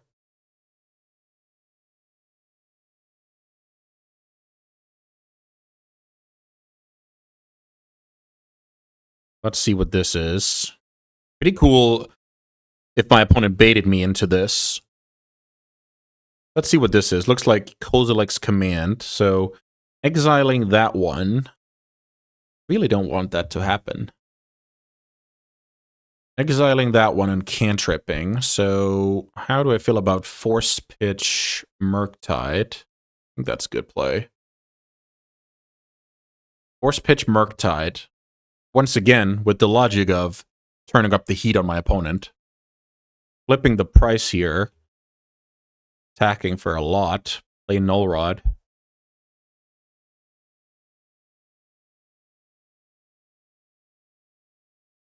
Draw the price. Fetch Volcanic, play Null Rod.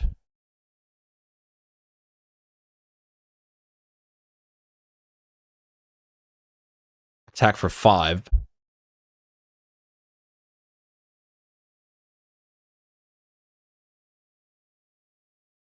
Have a deal 4 ready to go. If my opponent plays a land, I have lethal. If they don't, they're more likely to get dazed. I kind of like where this is heading. This was a tough game to maneuver, even though I had insane tools. And I still might lose. It's kind of crazy. Grim Monolith is not a card. Versus Workshop.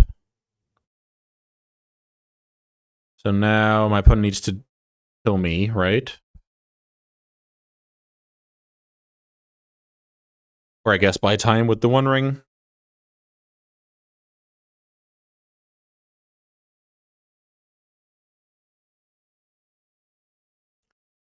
Yeah, the hole is too big here for the opponent, so at least I'm forcing game 3.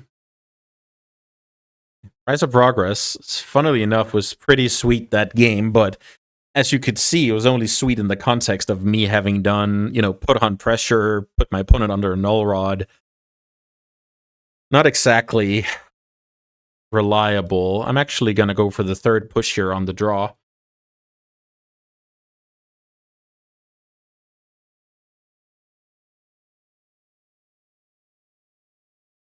Go back on that one. Trying to think about like some play patterns. Let's say my opponent they kind of stabilize on One Ring. I'm trying to think here. So they stabilize on One Ring. Is there any world where that price deal like 6 or deal 8 is going to win? It's kind of funny. Like, the more I think about it, the more I would like to have that option. But I'm also trying to wasteland my opponent in the early game. It's super weird, actually. Second copy seems insane. I need to put pressure. Seem to have infinite blue cards, but still, sometimes you need to, double force, etc. So I kind of hate to trim a blue card to fit a second price. I have 30 blue cards, 31 even. That's a lot.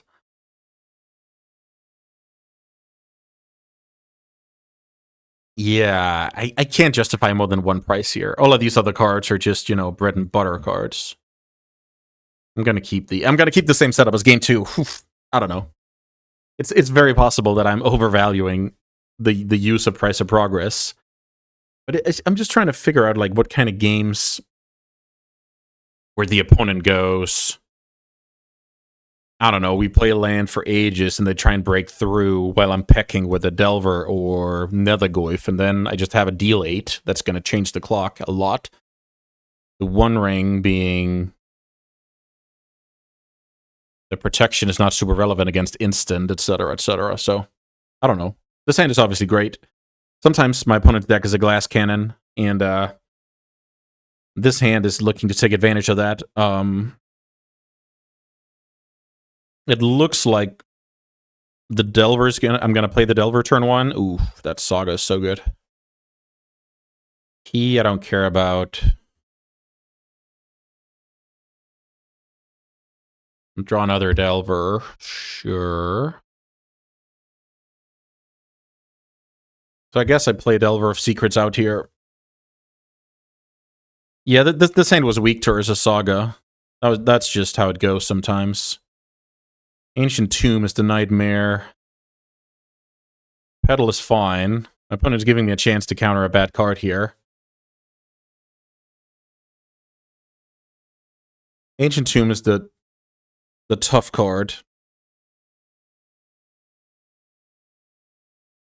Urza's Workshop.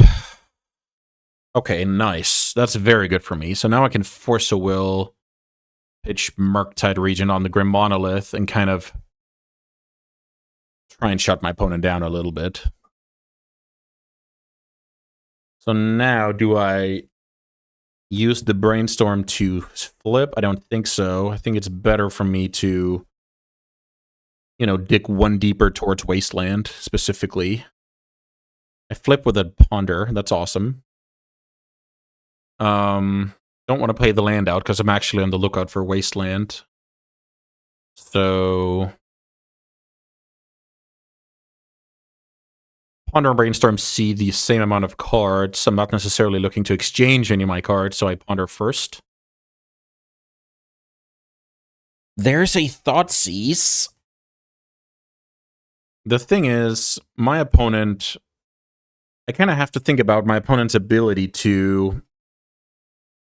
Can they afford to go Bauble here? If my opponent goes Bauble, and I have... I guess I already have one force, so I don't really want those. So let's see.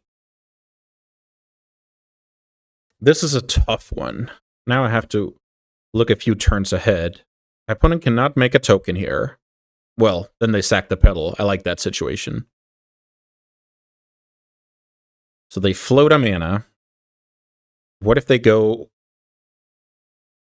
Bauble and have another Monolith? Then I look kind of silly. I can't cast this Thoughtseize anyway. Am I looking to shuffle here mainly because I can spike the Wasteland? I can spike the Consign. These cards are quite average. Because I can't... I don't have double... Well, I do have double force now if I don't do anything.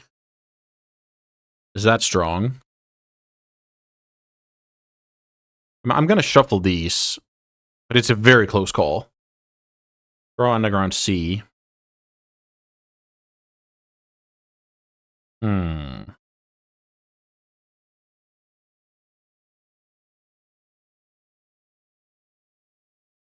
What an insane game. I'm actually not going to play second Delver here. Did I mess up? Tough to say. Obviously, it was a gamble here. If I draw Consign, I guess any blue card, I'm happy. Now I'm trying to represent Consign so that my opponent will prioritize mana off of the Saga instead of, you know, Bauble.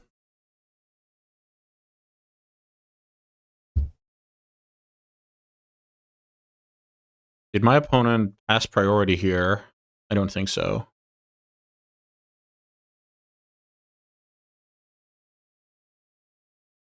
Let's see. I think this is a tough one. This is for the game, basically. I'm hoping I'm representing Consign well enough that my opponent goes for mana here, figures the Bauble is not going to help against Consign. Is my opponent making a token? No.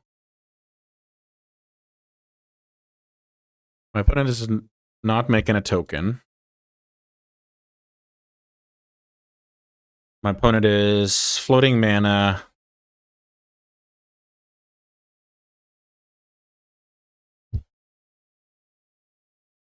And then the question becomes, what are we going for? I'm hoping it's mana. I'm hoping it's like Mox Opal, I guess, is a real... Here's Vexing Bauble. My opponent did not bite. Now my opponent has a lot of mana. Second Workshop is a problem for me.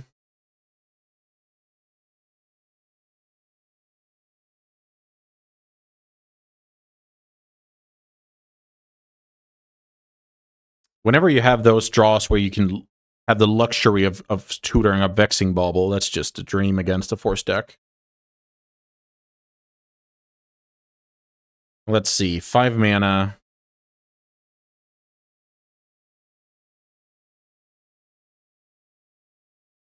Here's defense grid. So at the very least, I got my opponent to think about consigned memory.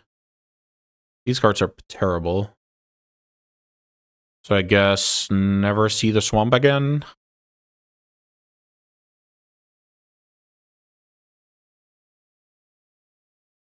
So now my opponent has 2 cards left. 3 mana, 4 mana. Mystic Forge has resolved. A very good card. It's also quite good against Null Rod, so draw. I guess I ponder for Wasteland, Null Rod, stuff like that. I don't hit those cards, but I can go double 1-drop. Maybe that's fine. Double 1-drop, flip with the daze. Is double 1-drop better than Psychic Frog? 2 cards in yard. So that means I'm hitting for 9 next turn. Let's see. 14. Hit for 9 or 8. Is that better than random magic cards? Nelagoiv can go Psychic Frog. Back for 8. So I'm killing my opponent on... Let's see. Let's compare the clocks with the Nethergoyf and without the Nethergoyf. So it's quite of a big swing because I'm not... But I'm also not looking for Wasteland. I'm also not looking for Null Rod, Price, etc. I think I'm going to shuffle and then I'm going to play the frog out. If I miss, tough call. Fatal push, my friend here. Playing Psychic Frog, attack for 3. Yeah, this is not ideal. Wasteland would have crippled my opponent, but I had the forces.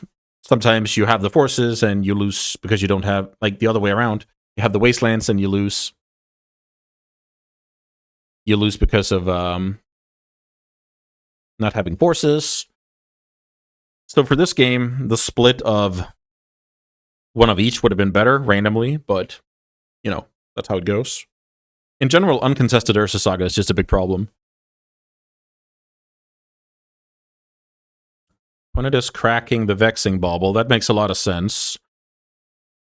With the defense grid kind of having that function. I will say, if my opponent does not do anything crazy now, then that means I have Ursa Will up for next turn. My opponent can untap the Forge if they want to get rid of a bad card from the top of the deck. I will say that version has quite a few more lands than... Like, so they have bad hits on Forge, basically. That's kind of a... So Forge is not just, you know, playing your deck. You do play 20 lands, so... There is some variance there. Obviously, I have shields down now. My opponent can do whatever they want, so they're just trying to figure out what's the most efficient way to play Magic here.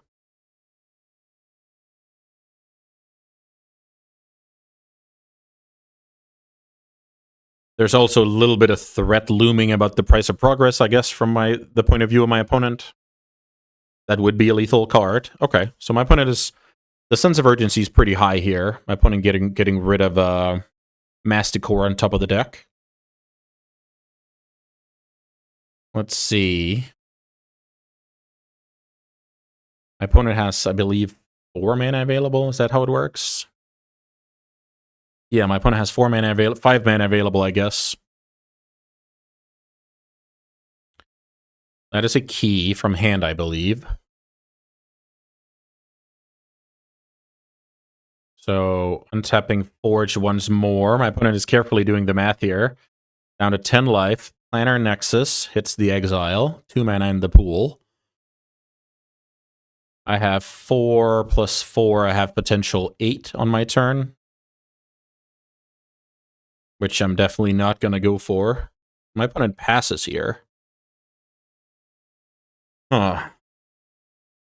I draw another frog. That's not going to help me.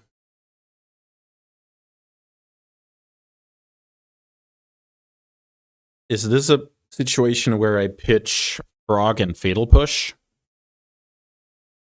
Put my opponent to 4 life. 4 life makes it so that even if they manage to kill one of my creatures, they cannot use the forge. I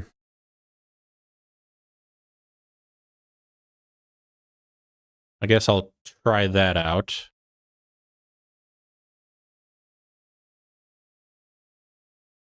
Attack for 6, draw. Yeah, I mean, let's try. Put my opponent to 4 life. Draw another Goyf, which is a brick, because I want my Force of Will. So, past a turn, I have a Force of Will. My opponent needs to beat me now. My opponent has a lot of mana, but they need to double threat here to win. Manifold Key doesn't do anything, but it's off the top of the deck, so it, you know, keeps them going. I'll counter One Ring. I'll counter Kozilek's Command. Opponent's now at 3. Versus Tower's gone. My opponent basically needs, like, Vexing Bauble, the nuts. But maybe Vexing Bauble doesn't even help, since it costs 3 more. Untap the Forge. Yeah, my opponent is really grasping for air here. Planner Nexus, into the Exile. Mox Opal off the top, great draw.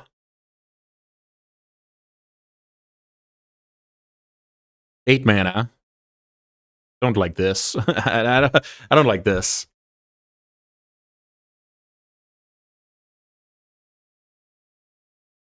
If my opponent makes a small Kozilek's Command, here's the One Ring. I don't think I can afford that. So now my opponent has to beat me with, you know, 1 more card. Off the top, another banger. One Ring, Kozilek's Command.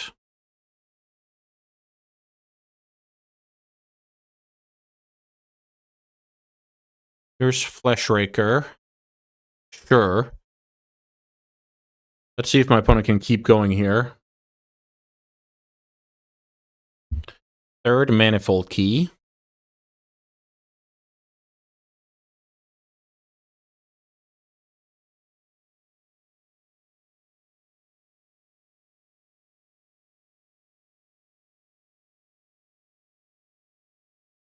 Maybe there's an untap? Yeah, there's an untap, getting rid of the last card available. My opponent had 1 life. Did they hit a banger?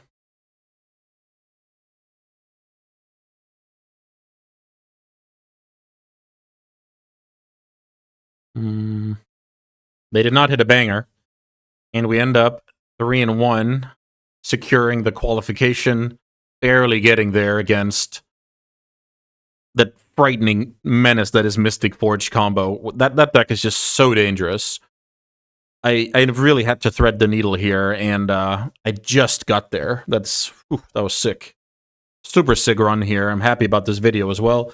Getting the sweet qualification here for the AnziD Legacy playoff on Sunday, and yeah, I guess we have more Magic on the calendar, which is more or less why I play. I play Magic to get to play more Magic, and a qualifier like this certainly qualifies. I was happy with this run. Delver showing a little bit of signs of life, and yeah, in general, I just love to explore Legacy, and especially the cantrip decks, the Underground Sea decks. Trying to position myself in the Reanimator meta and the anti-Reanimator meta, and yeah, I hope you guys enjoyed this video. I certainly enjoyed playing out some razor-thin matches against top opposition. So if you liked it, let me know, and I'll see you next time.